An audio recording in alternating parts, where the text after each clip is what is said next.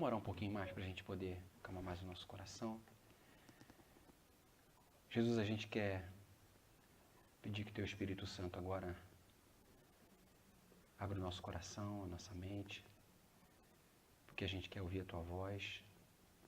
Pedimos que a Tua palavra possa vir ao encontro das nossas necessidades, do nosso coração, que o Teu Espírito Santo possa nos encher, que essa palavra possa de fato produzir em nós coisas maravilhosas, Senhor. Perdoa os nossos pecados, aquilo que a gente tem feito que não Te agrada, e que a gente possa ter liberdade para estar na Tua presença, em nome de Jesus. Amém. Eu queria então ler com vocês um texto que se encontra no Evangelho de Mateus, no capítulo de número 18.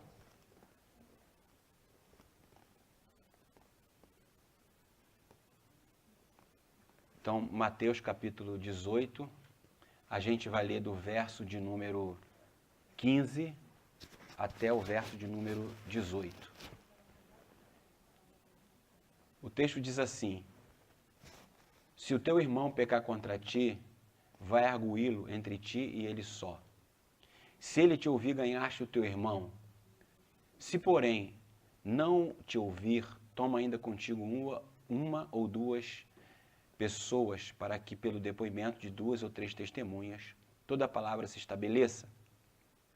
E se ele não os atender, diz a igreja, e se recusar a ouvir também, a igreja considera como gentio e publicano. Em verdade vos digo que tudo o que ligardes na terra terá sido ligado nos céus, e tudo o que desligardes na terra terá sido desligado nos céus. Amém. Se a gente fosse dar um tema para a Bíblia, sem dúvida nenhuma, o tema seria relacionamento. Quando a gente vai examinar de Gênesis e Apocalipse, o que a gente vai perceber é que a palavra relacionamento está presente em toda a Bíblia. E eu vou dar um exemplo para vocês. Por exemplo, quando Deus cria o homem, ele vai dizer, façamos o homem à nossa imagem, conforme a nossa semelhança. Então, Deus se manifesta ali no plural, a trindade presente na criação. Depois de Deus ter criado o homem, a primeira coisa que Deus diz, não é bom que o homem fique só. Farei para ele uma auxiliadora que lhe seja idônea. Deus, ao longo de toda a existência da humanidade, busca esse relacionamento entre os homens. Deus está nesse processo de se relacionar conosco o tempo inteiro. E quando a gente pensa na palavra de Deus, a gente pensa na questão do relacionamento, porque eu percebo que a Bíblia está o tempo inteiro nos levando a nos relacionarmos. Por exemplo, no Novo Testamento, quando os escribas e fariseus, os mestres da lei, falam para Jesus, Jesus, como é que você resume todos os mandamentos de Moisés? Cerca de 621 mandamentos. Jesus diz, em 2, amarás o Senhor teu Deus de todo o teu coração, toda a tua alma, toda a tua força, todo o teu entendimento. E diz, amarás ao próximo como a ti mesmo. Então Jesus resume toda a lei falando do relacionamento. Não dá para a gente viver uma relação de amor com Deus sem se relacionar com Ele. E nem com o próximo sem se relacionar com Ele. Por quê?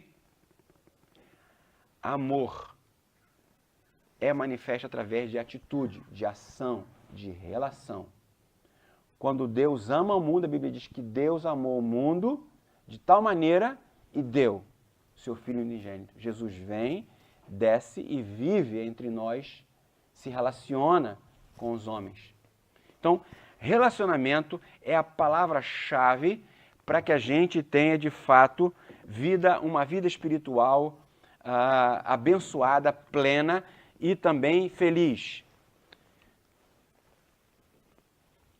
Mas a gente sabe que relacionar-se é uma tarefa difícil demais.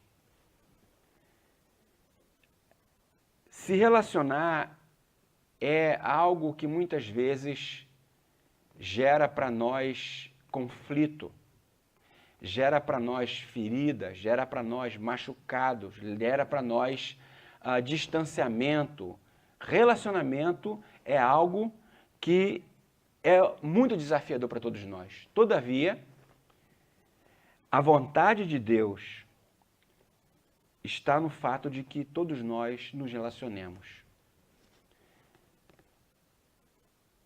A gente pode dizer, a gente só precisa de Deus, mas isso não é verdade. Porque Deus, quando fala com a gente, Ele usa pessoas. Vocês estão ouvindo sobre Deus porque tem um homem aqui falando para vocês. Então, o relacionamento sempre vai partir desse princípio espiritual, ou seja, dessa relação nossa com Deus e também do nosso próximo. Isso é cumprir o mandamento. Agora, tem pessoas que acham que é possível viver isolada. Tem pessoas que acreditam que o dinheiro dela só vai fazer ela ser feliz, vivendo isoladamente.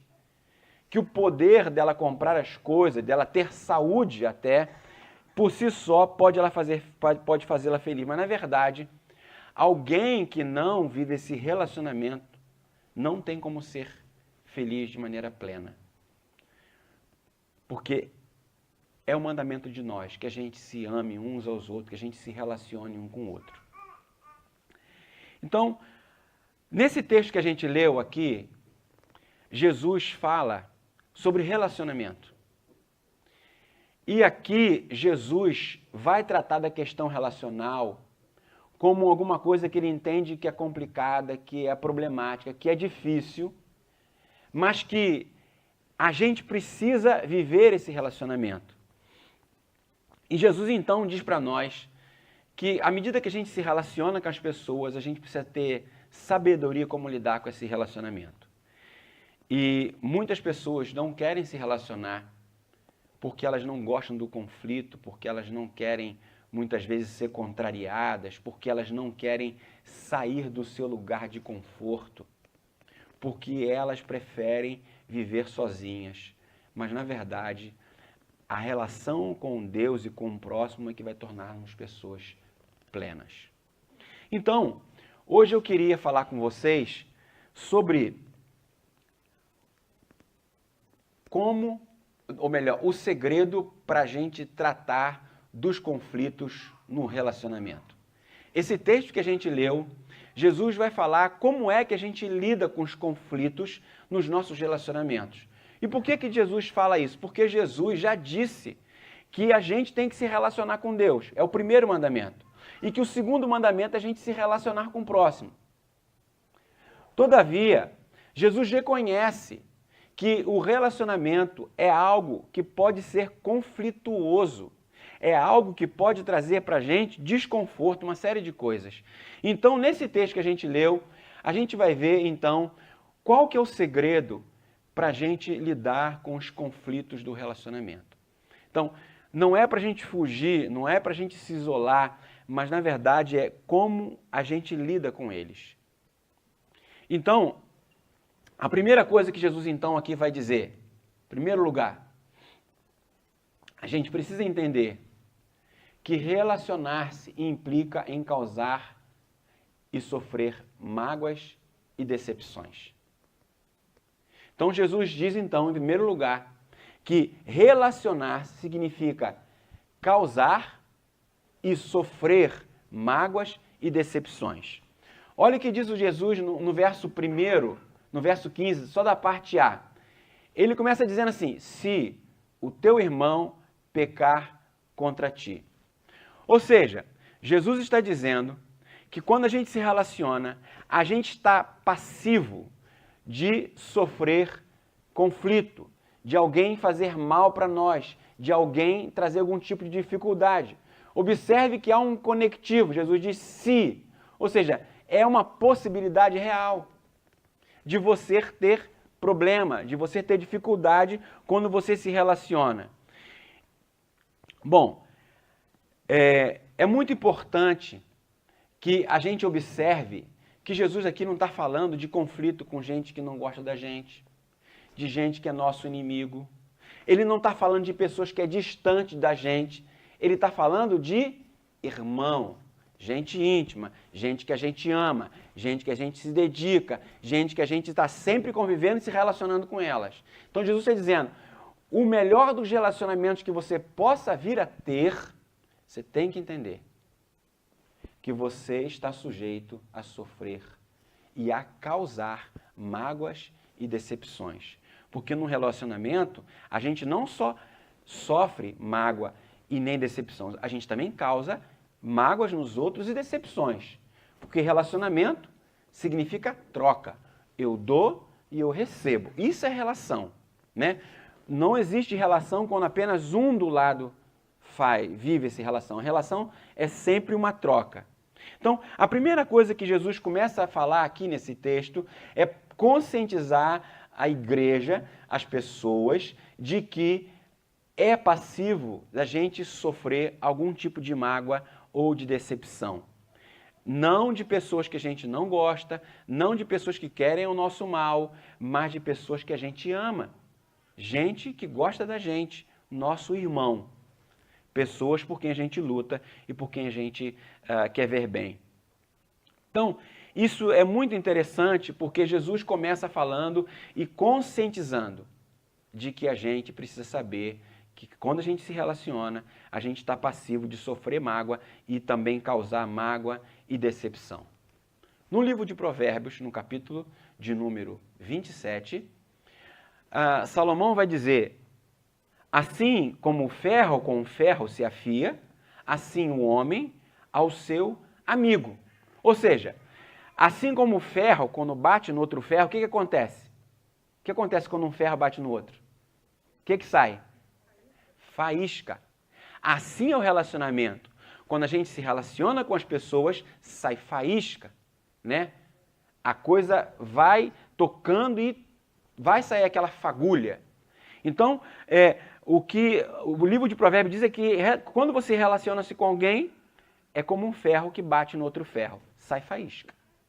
Né? Então, vocês podem ter certeza de uma coisa, por mais que eu seja bonzinho, por mais que vocês sejam muito bonzinhos comigo, em algum momento vai sair faísca no nosso relacionamento. E a gente tem que saber que isso é normal, que não há nada de absurdo nisso. A questão é como a gente lida com isso, e é isso que a gente vai conversar hoje. Então, a pergunta então é por que a gente causa mágoas e decepções nas pessoas e por que é que as pessoas causam mágoa na gente e também causam em nós decepção? Bom, primeiro, porque nós somos maus por natureza. A gente tem que entender isso. Quando diz que a gente é mal, não é que alguém está querendo fazer mal para os outros o tempo inteiro, não é isso não. Mal é porque a nossa natureza espiritual é corrompida. A gente, por causa do pecado que entrou na nossa vida, faz com que a gente muitas vezes haja com egoísmo, faça com que a gente às vezes queira o mal do outro. Ou seja, dependendo da circunstância, da situação, ninguém sai pensando, quero fazer mal para... Não, às vezes você fica tão machucado que você se percebe querendo ver o outro passar por uma situação ruim. Por causa da nossa natureza. Essa é a primeira coisa. Então, o apóstolo Paulo diz assim, miserável homem que sou, quem me livrará do corpo desta morte? Porque querer fazer o bem está em mim, porém não o efetuar. Então Paulo fala desse conflito de que ele quer fazer às vezes o bem, mas ele acaba fazendo mal. Será que a gente é melhor que Paulo? Eu não me sinto nem um pouco. Sobretudo quando ele diz, sede meus imitadores como eu sou de Cristo. Eu não teria coragem de dizer isso. Eu quero ser imitador, mas ser imitador, Estou longe, mas muito longe disso.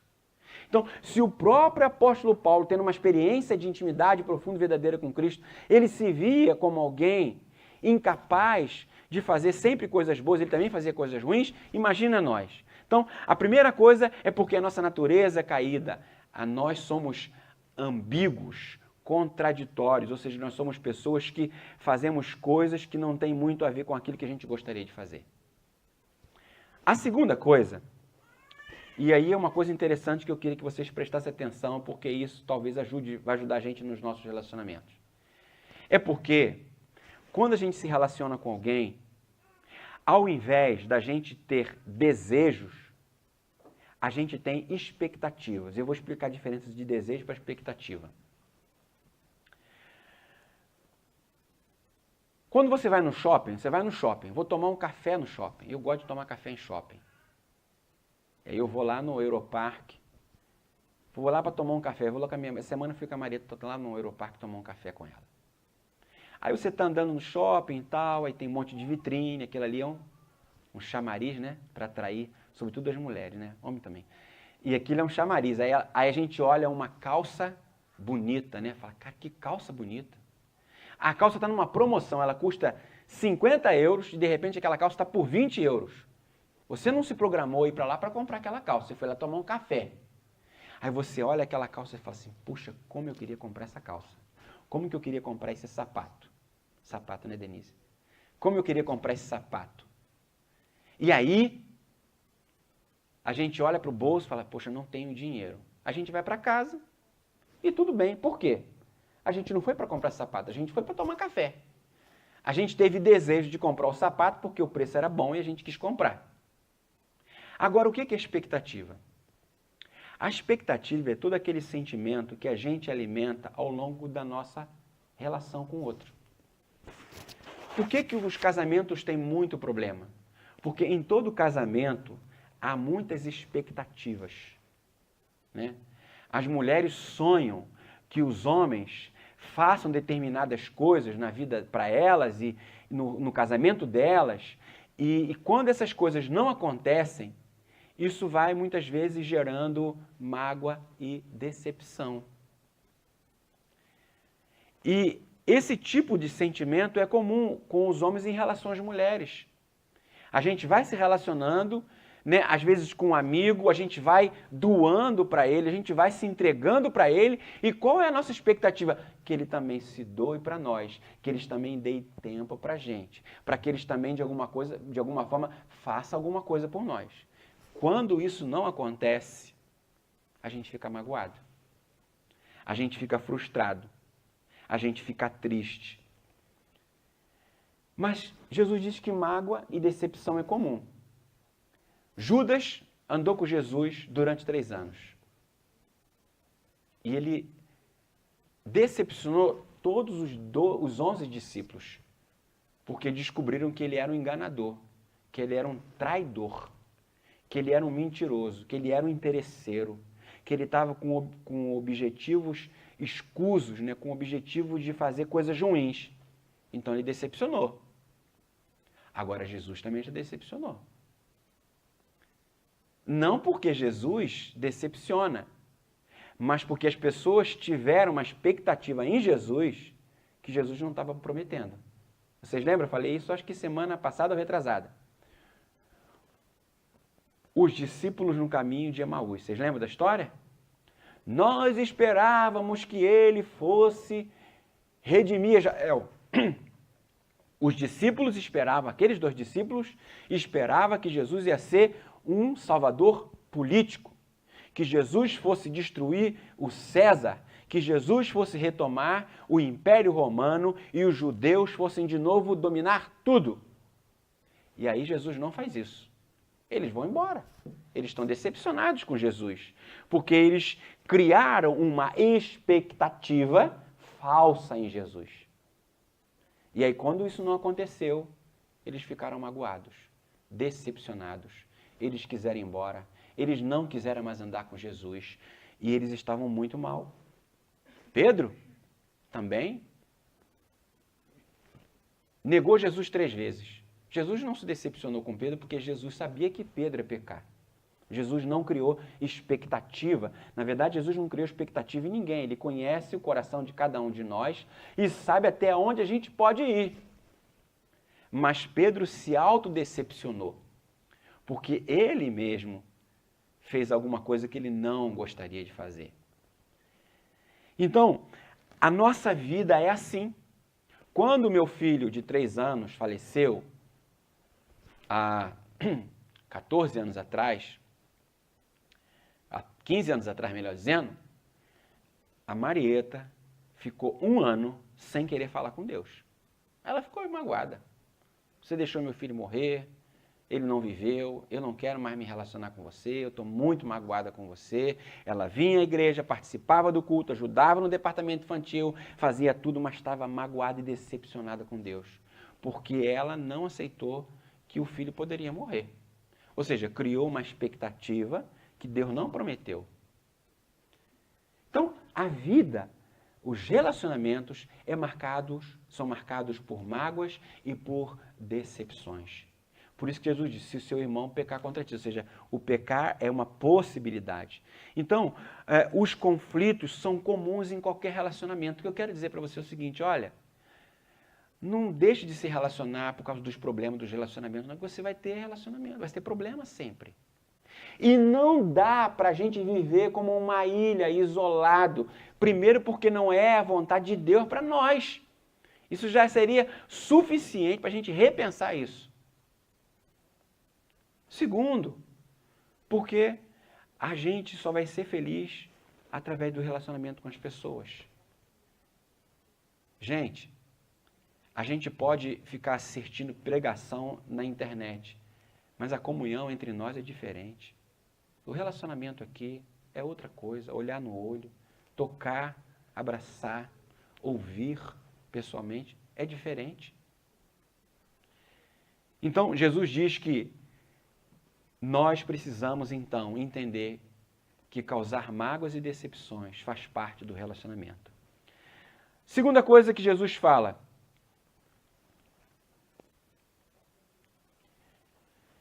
Nós não podemos ignorar as feridas que o relacionamento pode causar. A segunda coisa que Jesus diz é que a gente não pode ignorar as feridas que o relacionamento pode causar. Então, vamos ver o que Jesus fala sobre isso. O verso de número 15, na parte B, depois ele diz assim, se o teu irmão pecar contra ti, ou seja, magoar você, decepcionar você, ele fala, agora tem que fazer outra segunda coisa. Você tem que arguí-lo, você tem que ir até ele, você tem que conversar com ele, você tem que procurar ele, você tem que falar com ele. Você não pode fazer de conta que nada aconteceu. É mentira, não é verdade quando a gente quer dizer que a gente é maduro, que a gente superou. Não é esse o conselho bíblico. Alguém que magoa, alguém que fere, tem que ser confrontado sim. Tem que ser procurado e tem que falar com ele. É isso que a Bíblia ensina. Ele diz então, se a pessoa magoar você, você vai lá e fala com ele. Agora, olha o que Jesus faz.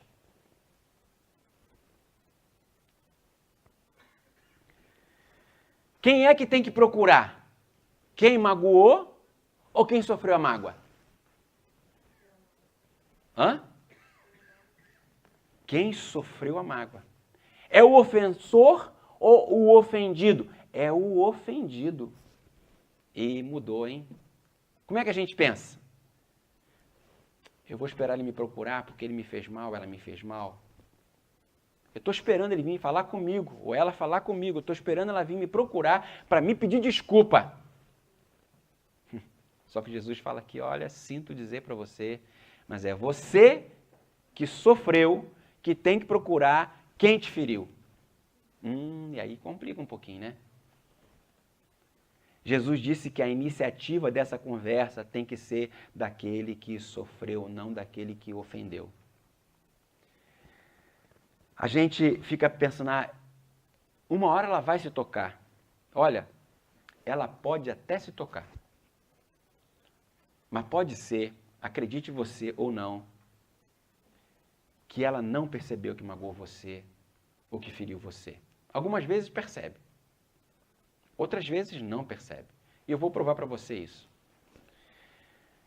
Você já alguma vez passou na rua e teve a nítida sensação de que aquela pessoa passou do teu lado, olhou para você e fingiu que não te viu?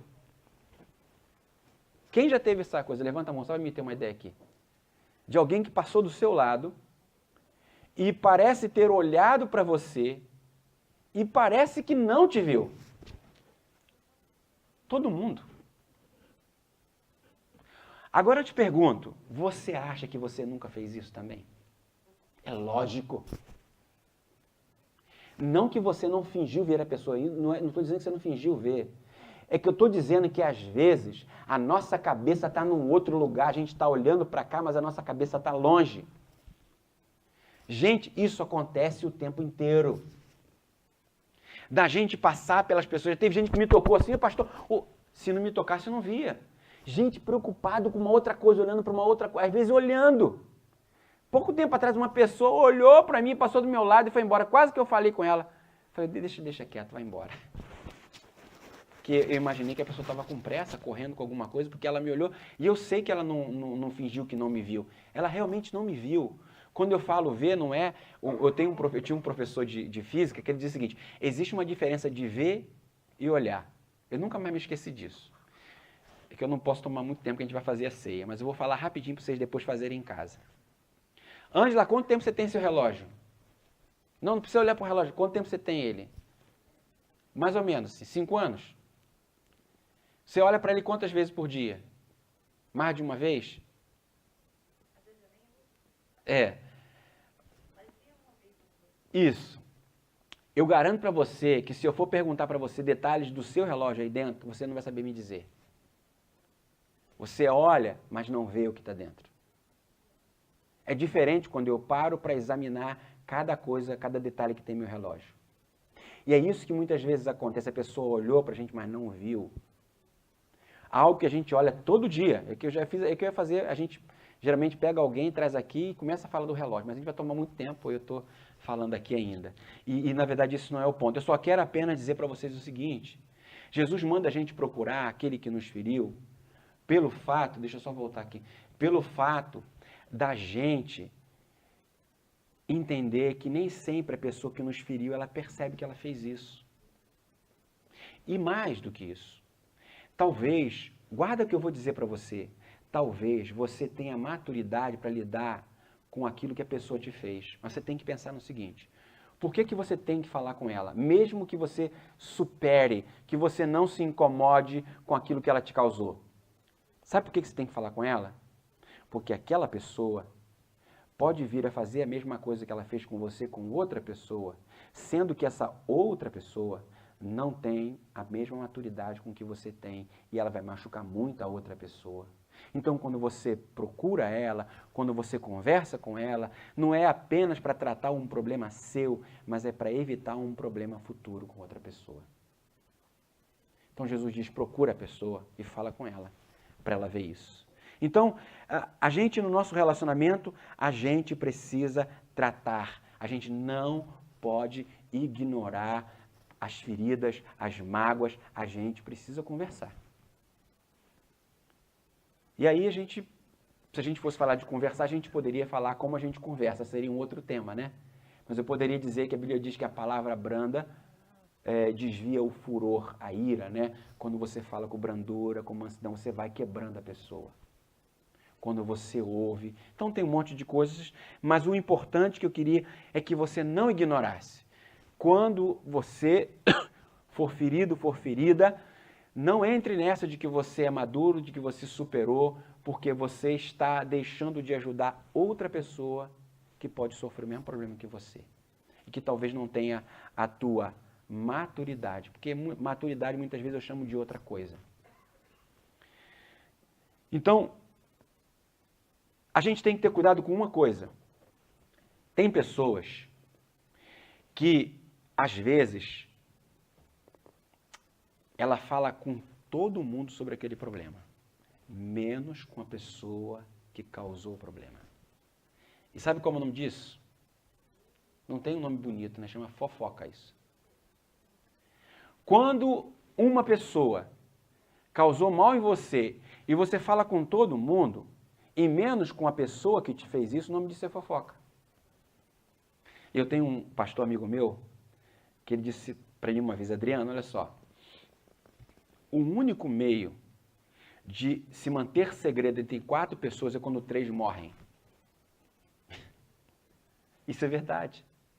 O único meio de se manter segredo entre 4 pessoas é quando as 3 pessoas vêm a morrer.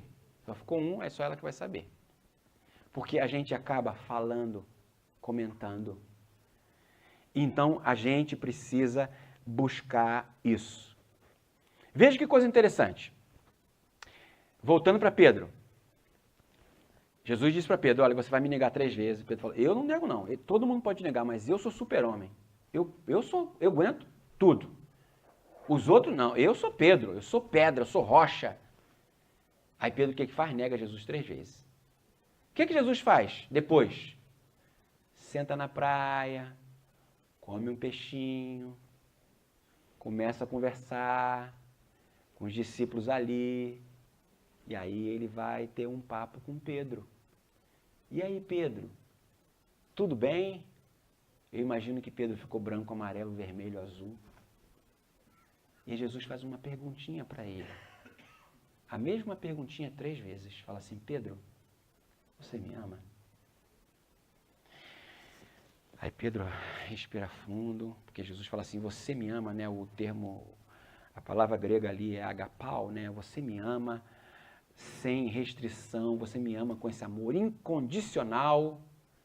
Aí Pedro olha para Jesus e fala assim, Senhor, você sabe que eu te amo. Mas aí Pedro responde em filéu, uma palavra grega para responder que ele amava no amor de amigo. E aí Jesus pergunta de novo para ele, Pedro, você me ama? Jesus pergunta com agapau de novo, um amor incondicional, e Pedro então responde de novo com um amor filial. Senhor, o Senhor sabe, eu te amo.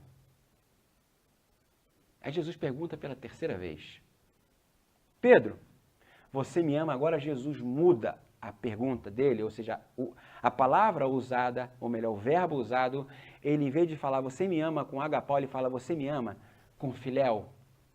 Aí Pedro chora. Por que Pedro chora? Porque Jesus está perdoando, ele está percebendo que tem um perdão. Pedro, eu sei que você não consegue me amar no mesmo nível que eu amo você, mas eu aceito o amor que você tem para me dar. O amor limitado. O amor de um amigo, eu sei que você não consegue me amar como eu te amo, mas eu aceito o teu amor. Então, Jesus vai tratar com Pedro. O que ele está ensinando aqui, ele vai lá falar com ele. Não porque ele tivesse magoado, ele sabia que ele ia negar, foi ele que falou que Pedro ia negar, mas ele está ensinando para Pedro, Pedro, olha só, você tem que aprender, cara, que você vai se relacionar com outras pessoas e elas vão viver com você coisas que não vão ser boas. Eu superei o que você me fez, mas as pessoas às vezes não superam. Então você tem que ter cuidado com isso. Então a gente precisa nós não podemos fazer de conta que nada aconteceu. A gente precisa procurar a pessoa e resolver com ela. Então não entre nessa de achar que você é forte, que você é maduro, porque isso biblicamente é errado.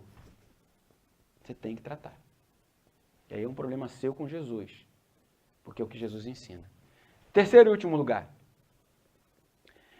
Jesus então diz, nós não podemos desistir de ninguém antes de dar todos os passos na tentativa de reconciliação. Agora Jesus vai dizer uma 3ª coisa. Bom, você tem que saber, em primeiro lugar, que relacionar-se significa sofrer mágoas e decepções, causar mágoas e decepções. A 2ª coisa, Jesus diz, olha, quando alguém magoar você, você que foi magoado, você que sofreu ofensa, tem que procurar quem te ofendeu. Às vezes a gente fala assim, eu não quero mais saber de fulano, não quero mais nada com ele, eu não quero mais nem olhar para ele, eu não quero mais nem contato com ele. É possível que aconteça isso, é possível, É possível. Mas Jesus diz que a gente tem que, antes disso, examinar se a gente deu todos os passos. Vamos ver quais são. Jesus diz então primeiro, se alguém pecar contra ti, vai a ti, entre ti e ele só, arguí-lo, você e ele. Se, porém, ele não te ouvir, desiste dele. Foi isso? Toma ainda contigo uma ou duas pessoas, para que depoimento de 2 ou 3 testemunhas, toda a palavra se estabeleça. Se ele não te ouvir, desiste dele. Não. Traz a igreja, traz a liderança, traz as pessoas que estão envolvidas diretamente naquela situação para que elas saibam o que está acontecendo. Agora vejam vocês. E aí ele diz, se recusar se ouvir, olha quantas coisas acontecem, 3 passos. Aí, a pessoa, uma sem vergonha, ela não quer se arrepender, ela só quer arrumar problema, ela está ali com o objetivo, aí ele diz, então essa pessoa, você sai de perto dela. Porque o que ela não está disposta a viver um relacionamento saudável. Então, dessas pessoas você se afasta. Mas veja, eu quero frisar bem isso. Jesus constrói um caminho. Não é da noite para o dia, não é na primeira conversa. Dá trabalho. Dá trabalho. Gente, eu vou dizer para vocês uma coisa. Existem situações que não dá para resolver apenas com 2 pessoas, tem que ter uma terceira pessoa. Porque os 2 estão armados. Quem puxar a arma primeiro mata. Então tem que entrar alguém no meio para poder tirar a arma dos 2.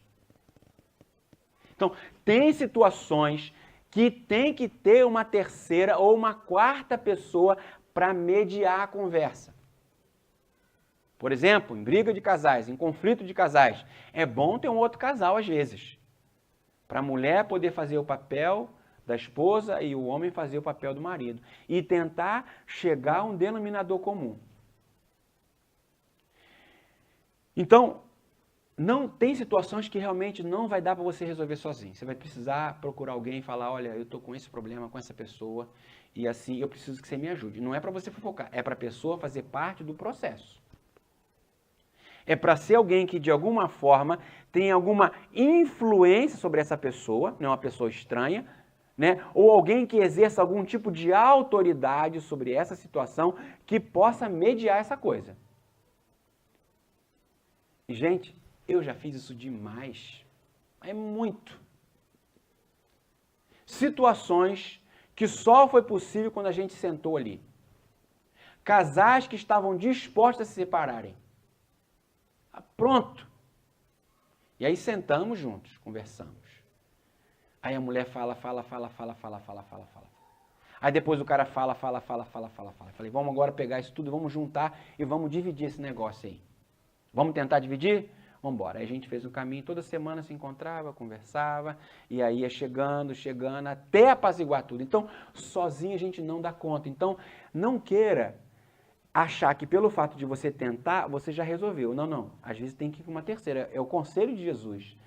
Se não te ouvir, toma ainda contigo 1 ou 2 pessoas, para que pelo depoimento de 2 ou 3 testemunhas, toda a palavra se estabeleça. Ou seja, tudo aquilo, a gente traduzindo para o nosso dia a dia, né, para o português coloquial, todo disse-me disse, toda fofoca, toda intriga, seja colocada em pratos limpos. E aí a gente resolve, se o outro quiser resolver. Né? Então, a gente precisa ter consciência de que Jesus ensina que existe um caminho que nós precisamos construir para que a gente possa resolver os problemas que a gente tem nos relacionamentos. Então, eu queria então que a gente pudesse pensar sobre isso. Não desista no primeiro momento. Se você não deu conta, procura alguém para te ajudar a mediar isso. E sabe o que a Bíblia diz? Na Epístola de João, João diz uma coisa que a gente precisa pensar. Sabe o que João diz? Aquele que diz que ama a Deus, mas não ama o seu irmão, ele é o quê? Mentiroso. Ele é mentiroso. Como pode aquele que diz amar a Deus que não vê e não ama a seu irmão a quem vê? Percebe? É um negócio difícil. Nós precisamos entender que Jesus entende que a gente não tem como fugir de se relacionar com as pessoas. Por mais difícil que seja, tem gente que fala, eu não preciso de ninguém para me relacionar, para me ser feliz. De fato, não entendeu ainda o que a Bíblia falou. Todos nós precisamos nos relacionar. Porque nós somos, por natureza, pessoas relacionais. Tanto do ponto de vista bíblico, quanto do ponto de vista sociológico. Todo ser humano precisa se relacionar. Agora é difícil. Magoa, sofre mágoa, decepção. E assim é a igreja. Tem dia que vocês não vão querer falar comigo, não quero saber desse pastor mais. Some daqui. E pode ser que alguns dias eu me sinta como vocês também. Né? Só que a Bíblia ensina que a gente tem que construir um caminho. Então, o que eu queria dizer aqui para vocês é o seguinte, gente, não desistam de se relacionar. Eu sei que tem dificuldade, mas não desiste não. Luta. Dá uma chance para a pessoa. Dá uma chance dela encontrar perdão. Dá uma chance dela poder te perdoar. E também de você perdoar essa pessoa. Hoje a gente vai participar da Santa Ceia. Participar da ceia sem perdão não faz sentido, porque ceia significa, sabe o quê? Reconciliação. Participar da ceia significa que a gente, que era inimigo de Deus, agora a gente está reconciliado com Deus. Porque antes de Jesus morrer, na cruz, a gente era inimigo de Deus, é o que a Bíblia diz, a gente era inimigo.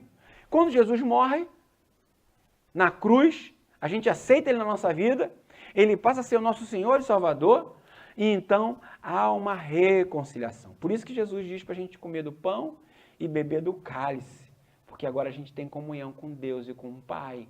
A gente é um corpo. A igreja de Cristo é uma pessoa só, um corpo, né? E a gente então come da ceia, porque há perdão e reconciliação. Então a gente vai agora louvar a Deus, mas eu queria que você pensasse numa coisa aqui. Não precisa me dizer, obviamente, eu não tenho interesse nisso, a não ser que você queira depois falar. Mas eu queria que você pensasse em alguém que você ainda está muito magoado com essa pessoa. Alguém que feriu você, que magoou você. Alguém que você não consegue olhar para ela, que você não consegue se ver do lado dela. Eu queria que a gente pudesse colocar isso diante de Deus agora. Fazer uma confissão. Você e Deus. Só você e o Senhor. E você pedir para Jesus ajudar você a perdoar essa pessoa. Talvez não porque você queira, mas porque você quer obedecer a Jesus. Porque da mesma maneira que Jesus morreu por você e perdoou você, você também quer perdoar.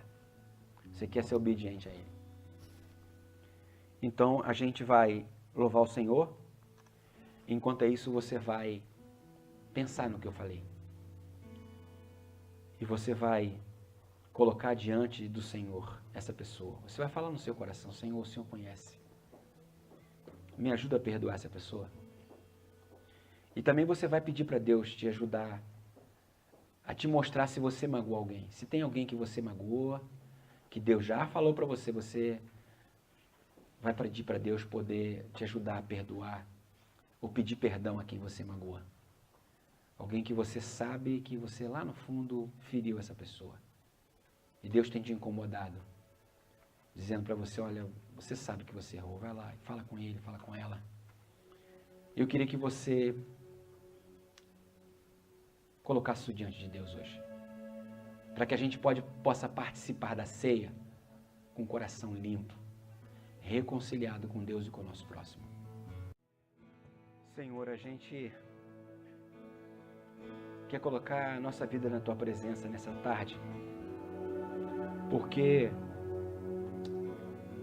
A gente quer viver como a Tua palavra manda a gente viver.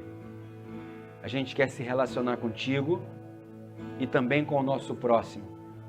A gente quer amar a Ti, mas também amar ao nosso próximo. Senhor, mas a verdade é que muitas vezes os relacionamentos machucam demais a gente. A gente ouve palavras que nos ferem o coração. Muitas vezes a gente diz coisas que também machucam os outros. E isso acaba fazendo com que a gente se distancie, com que a gente desista das pessoas. Mas nessa tarde, a Tua palavra nos ensina que isso faz parte da nossa vida, do nosso relacionamento.